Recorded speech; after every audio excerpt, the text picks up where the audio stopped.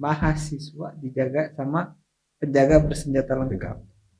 Jadi dari framing saja itu sudah, ini orang Papua ini sangat bahaya. Dari rambut kiri itu kulitnya ini bahaya. Saya setelah memang pengalaman di Rutan Salemba itu dijadikan untuk tempat untuk pembisnis. Tidak ada yang gratis. Kamu mau dapatkan kamar, ada kamar yang harganya 600, ada kamar yang 2 juta. Udah kayak hotel ya? Udah kayak hotel. Mapenaling itu jumlah kapasitas yang perlu ditapung itu 200 orang. Tapi di situ kami ditapung dalam 1 bulan itu 400 orang. Ya, kami duduknya berdekatan kayak gini.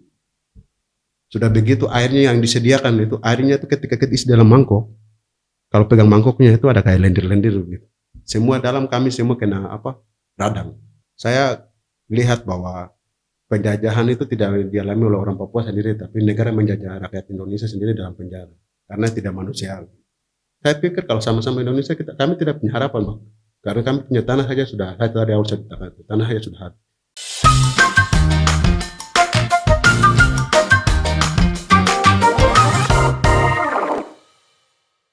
Nah, masuk segmen 2 nih.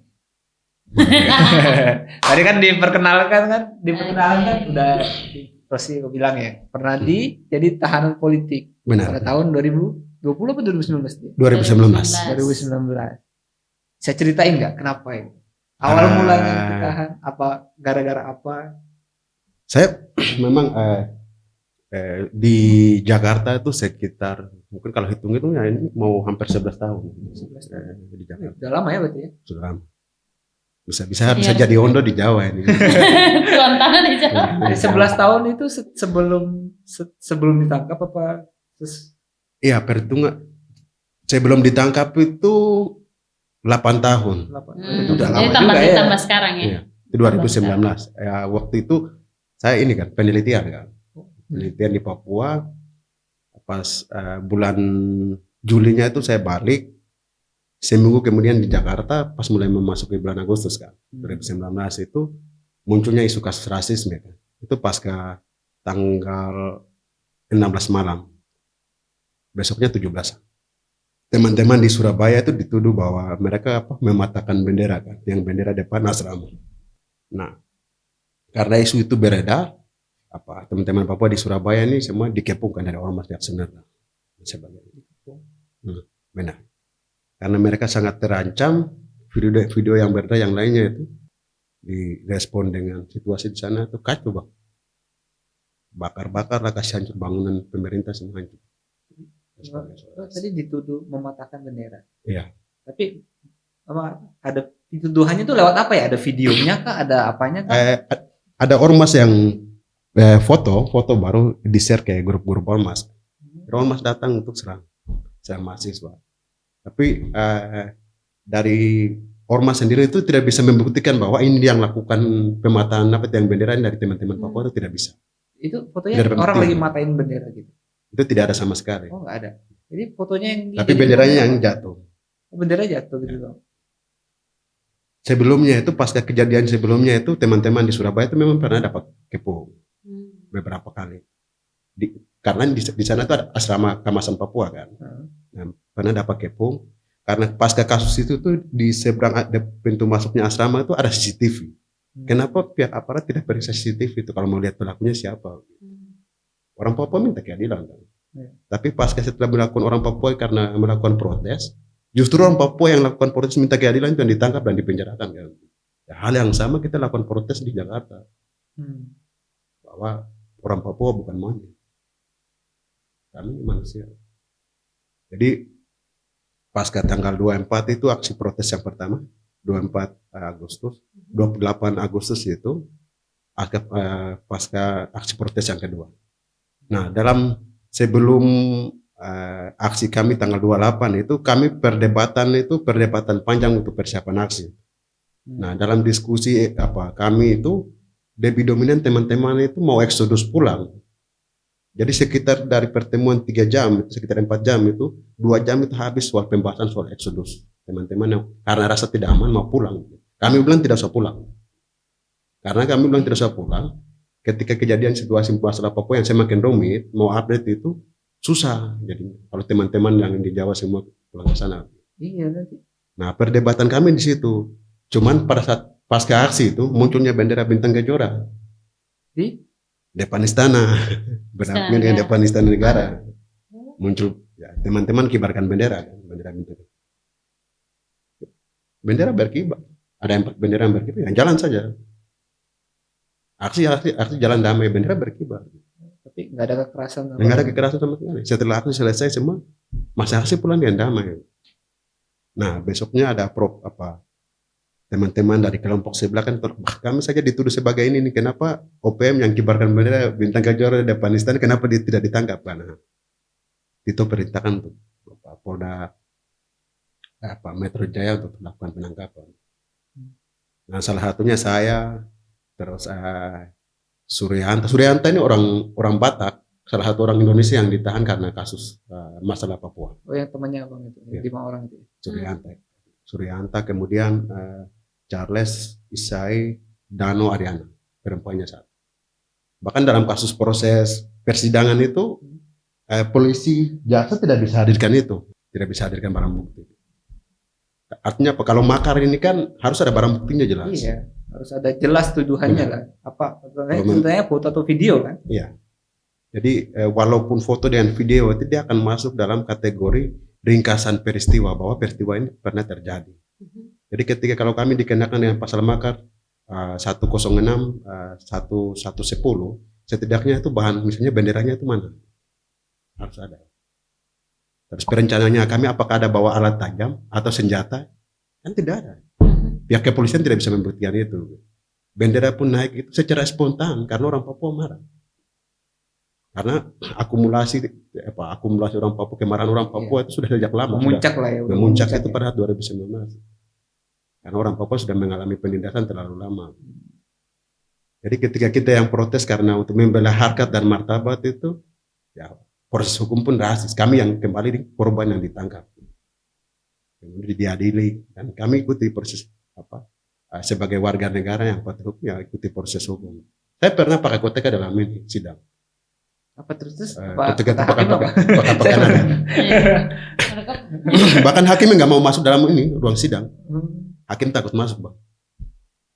Artinya apa? Hakim juga rasis kan, tempat sidang yang bisa menerima perbedaan, hakim nggak mau masuk.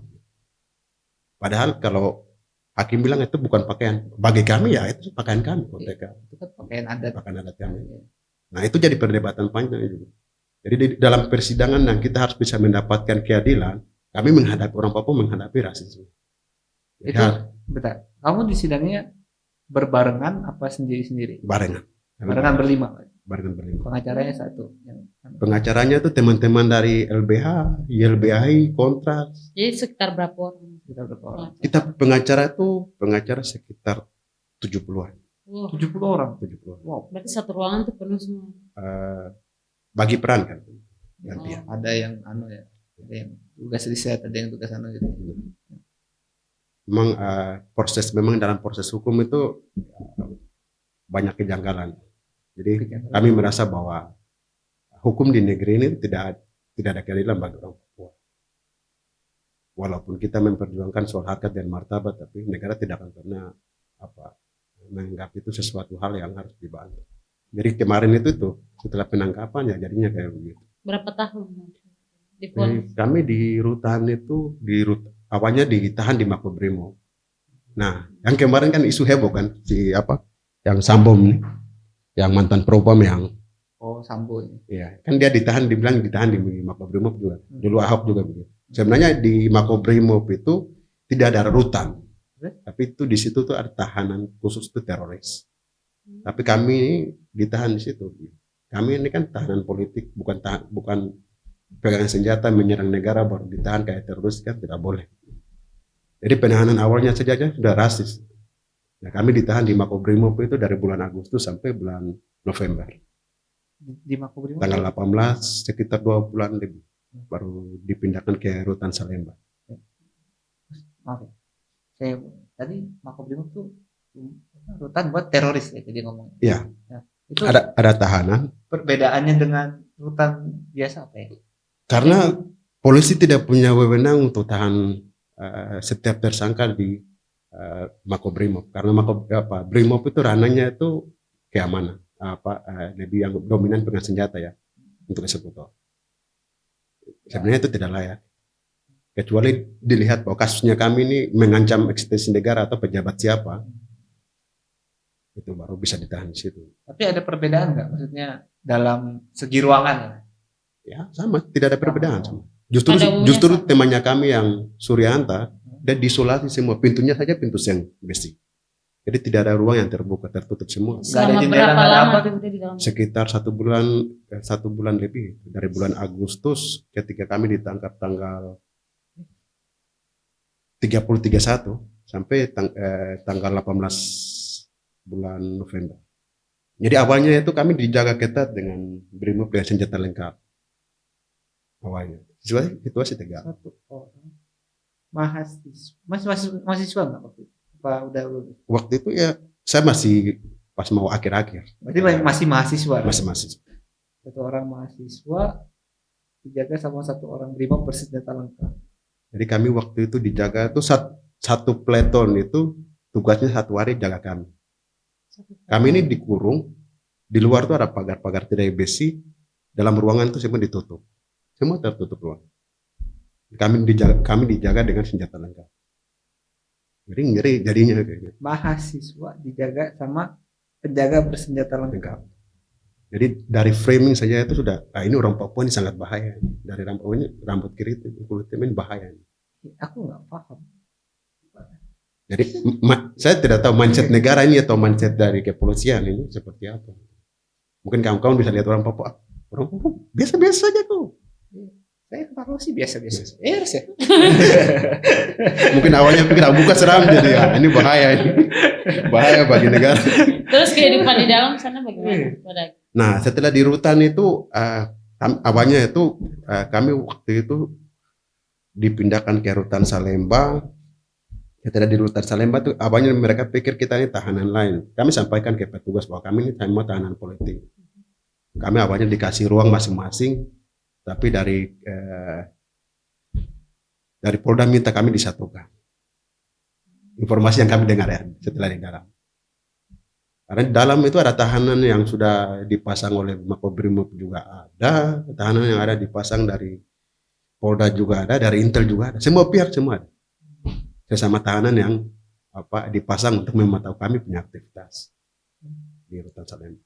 Memang saya setelah memang pengalaman di rutan Salemba itu dijadikan untuk tempat untuk pembisnis, bukan untuk tahanan untuk mengubah sikap seseorang karena dia melakukan pencurian, tapi dijadikan tempat untuk bisnis. Karena apa? Dari yang rutan Salemba itu kapasitasnya itu bisa tampung itu 2.000-an ya. Tapi di dalam rutan Salemba itu sudah 4.000-an lebih. 4.000. Sudah melebihi kapasitas tahanannya. Berarti jadi Satu kamar pegawai gratis gitu ya. Jadi Apa gimana? di kamar itu tidak ada yang gratis. Kamu mau dapatkan kamar, ada kamar yang harganya 600, ada kamar yang 2 juta. Udah kayak hotel ya? Udah kayak hotel. Kayak Ada- kos-kosan aja. Iya. Jadi dia segi 4 kan. Blok K sampai LM bagian sini. Blok O itu khusus blok untuk pejabat. Oh. Pintu masuk pagarnya itu pakai kawat, dijaga oleh security. Security apa? Petugas apa?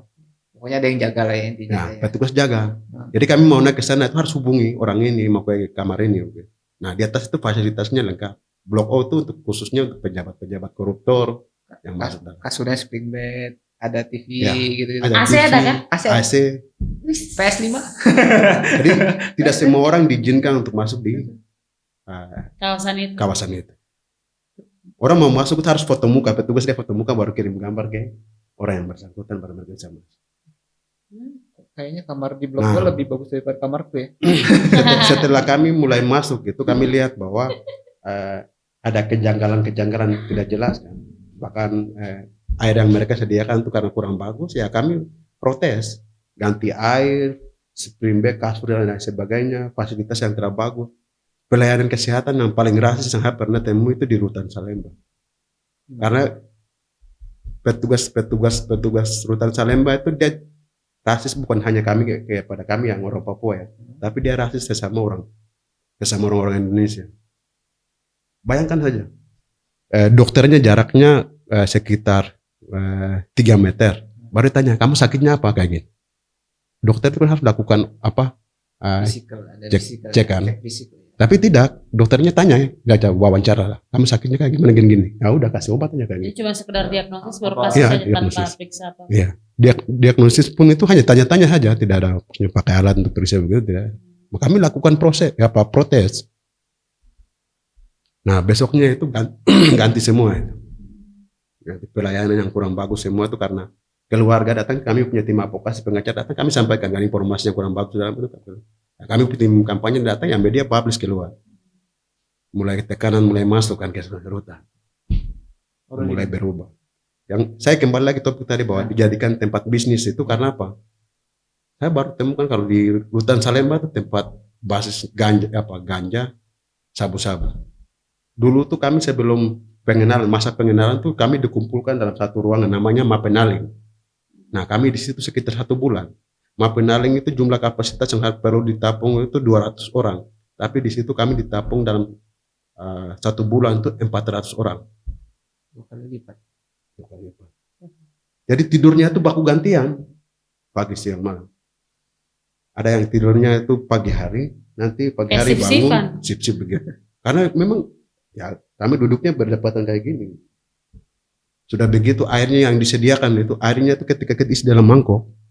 Kalau pegang mangkoknya itu ada kayak lendir-lendir gitu. Semua dalam kami semua kena radang sampai batuk. Kita protes. Penyediaan kasur yang tidak jelas, kamar mandi yang rusak. Memang negara menjajah dia rakyatnya sendiri. Dan bahkan lebih dominan itu dari 5.000 tahanan itu 80% itu kasus narkoba. Nah, di dalam itu setiap blok itu ada apoteknya. Apoteknya itu tempat jual narkoba. Tapi disediakan kamarnya tuh dinamakan tuh apotek kodenya. Jadi setiap orang yang mau beli sabu-sabu datang dia harus gunakan di situ. Baru setelah pakai sabu-sabunya di situ baru dia keluar. Tidak bisa bawa sabu-sabu. Di setiap blok itu ada apoteknya. Dan memang setiap petugas tahu kalau di situ ada. Bisa beli itu. Beli, bisa. Belinya pakai apa? Pakai duit. Pakai duit. Jadi kadang Duitnya dari mana tahanan? Justru uang di tahanan uang paling banyak. Iya, nggak maksudnya uang tahanan tuh dapat uang dari mana? Di dalam ada bank. Ada bank. Iya. Sambil Ini banknya ini bukan bank bentuk bangunan tidak, tapi ada orang-orang yang datang di jenguk. beberapa blok yang disediakan uangnya. Oh. Jadi mereka hanya sediakan nomor rekening. Jadi misalnya keluarga transfer ke nomor rekening yang bersangkutan, kami bawa nanti kami sudah dapat transfer sekian, kasih tunjuk ke orang yang bersangkutan. Uang yang sudah tersedia itu kami dikasih dari situ. Uang itu buat beli Sesuatu. Misalnya dikirim dari Iya, keluarga, kebutuhan. Iya, maksudnya kebutuhan aja beli di sana. Ya beli. Nggak disediakan negara. Tidak, memang negara sediakan, jumlah kapasitasnya lebih sangat banyak. Justru makanannya itu makanan yang tidak layak, tidak manusiawi. Kita protes soal makanan Apa? juga. Makanannya apa nih? Yang paling buruk Yang lah, paling Pak. tidak bisa dilupakan. Makanan Paling yang paling enak, buruk itu nasinya itu nasi basi pun yang kita pernah makan di Mapenaling. Karena nasinya ini kalau kita lihat bijinya itu nasinya ini udah kayak bubur. Tapi bubur masih baik lah, tapi nasinya ini kayak Bubur yang sudah berlendir kayak berarti. berlendir. Tapi bukan, kalau bubur kan basah kan. Ini Ya. berlendir. Terpaksa kami harus rebus mie dengan cara isi air di kaleng fit, bakar plastik ini kan, super mie, baru kasih panas air. Memang tidak ada air panas, kasih panas dalam Mapenaling. Jadi asapnya dalam itu kayak knalpot ini, hitam. Cuma kita radang, hidungnya sudah hitam. Gila sih. Ya itu terpaksa. Kalau tidak ya makanan tidak enak karena kami. Nah karena kami protes, besoknya itu rutannya itu diganti. Rutannya diganti. Kepala rutannya diganti yang lama. Kemudian rutan baru.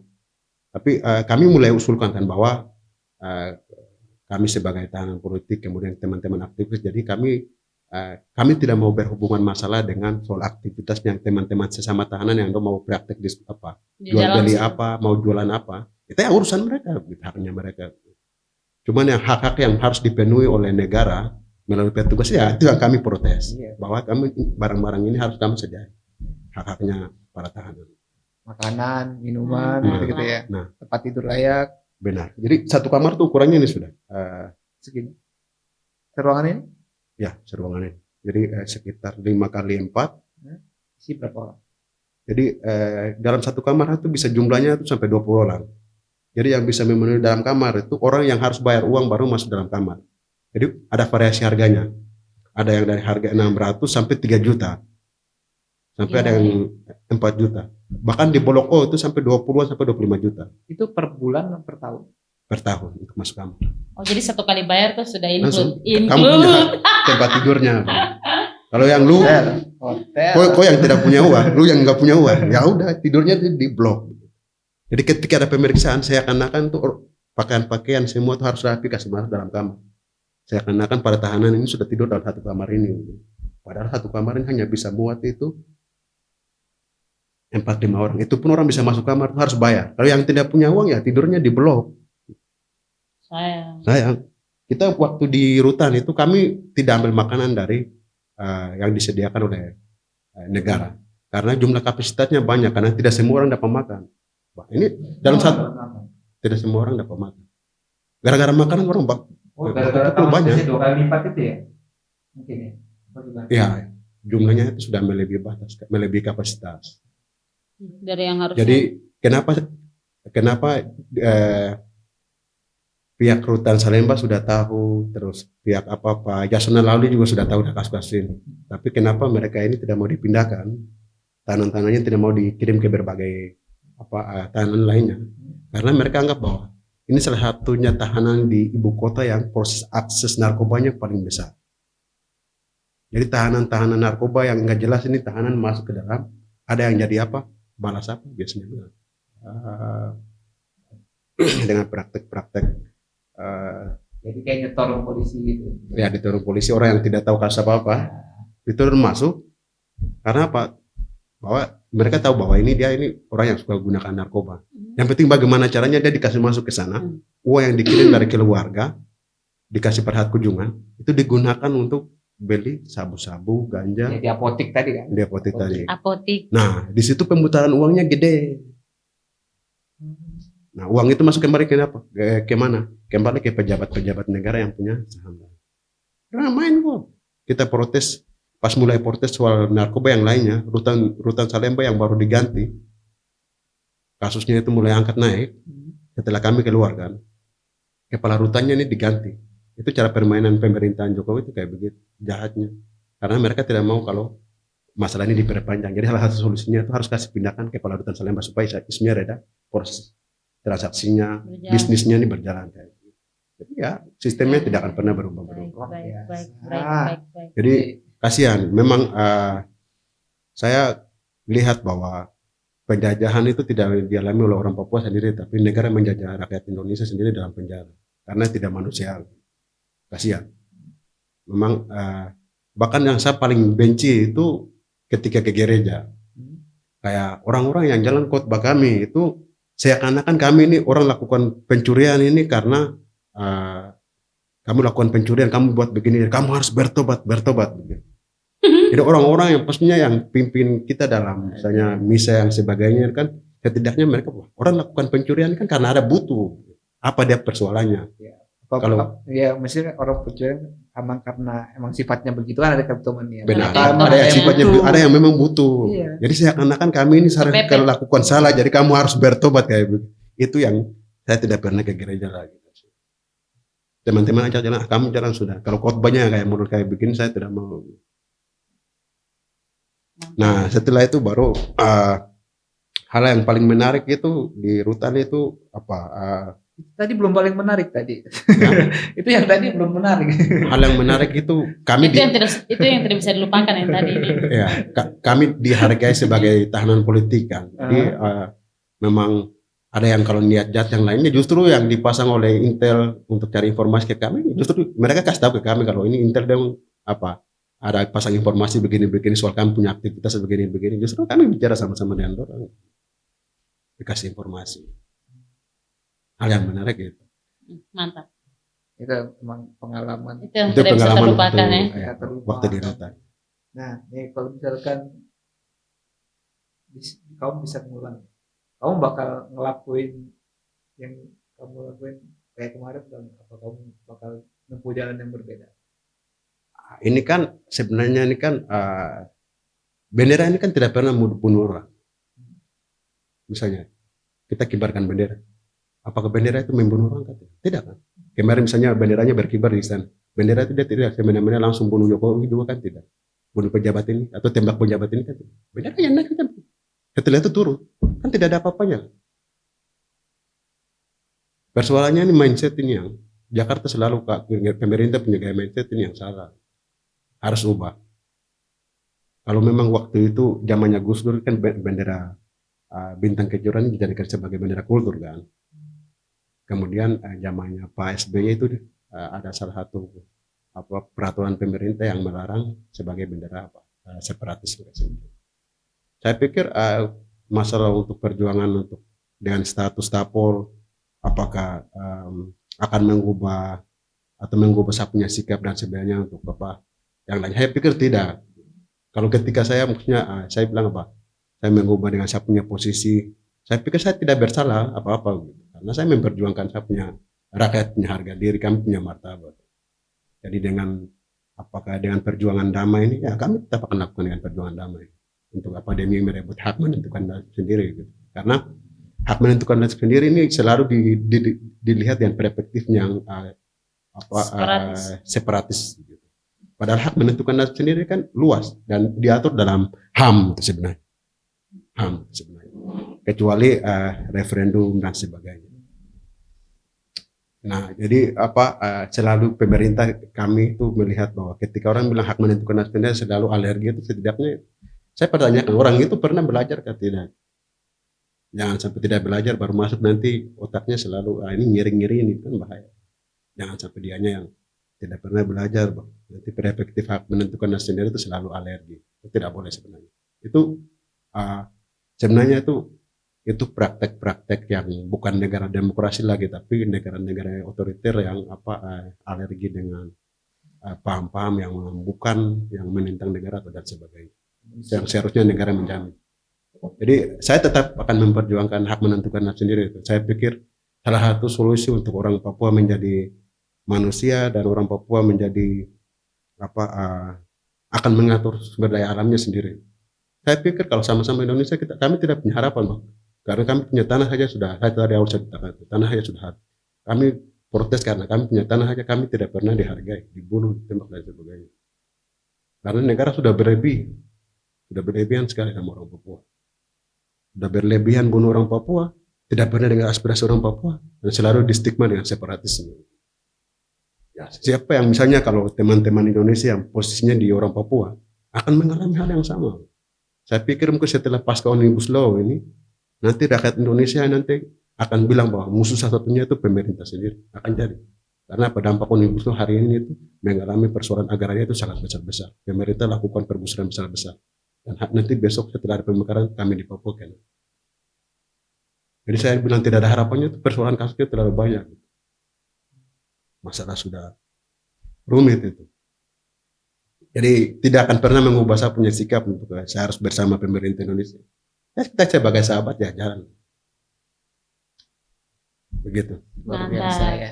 Agak berat ya. Apa? Nah, sebelum kita bakal games dulu nih, bentar nih. Jawab cepat lah. Boleh. Kayak antara dua pilihan, kamu milih yang mana? Kalau saya tidak pilih dua-dua, salah satunya tuh. Nggak boleh, harus milih salah satu.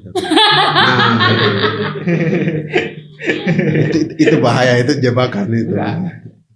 Mudah-mudahan salah satunya tuh ya bisa lebih baik lah. Salah satu yang kamu prefer lah, yang kamu. Boleh. Ya mau. Nah. Bobo atau moke? Bobo. Padahal tidak ada produk minuman di Bobo. Mambesak atau Pasinoge? Bener ya? Pacenoge. Mambesak. Sagu atau beras? Sagu. Buah Salosa atau Riki Kayame? Buah Salosa. Mobil atau motor? Motor saja. Motor, oke. Manual atau matic? Manual. Raja 4 atau Kartens? Kartens. Mamat atau Yewet? Mama. Shopee atau Tokped? Tokopedia. Tokopedia ini. iOS atau Shopee Android? saja sudah. Shopee. Ya, iOS apa Android? OS. Gus Samsudin atau pesulap merah? Itu apa lagi itu? Itu yang lagi hits sekarang nih. Yang bagus yang mana itu saja sudah. Yang merah saja. Pesulap merah. Oke. Karena saya tidak kenal. Olfa Alhamid atau BCL? Aduh, dua-duanya tidak. Bunga Citra Lestari atau Pak Hamid? Sudah. Becel saja sudah. Merah atau biru? Merah. YouTube atau TikTok? YouTube. Netflix atau HBO? Netflix. Liburan dalam negeri atau luar negeri? Liburan dalam negeri atau luar negeri?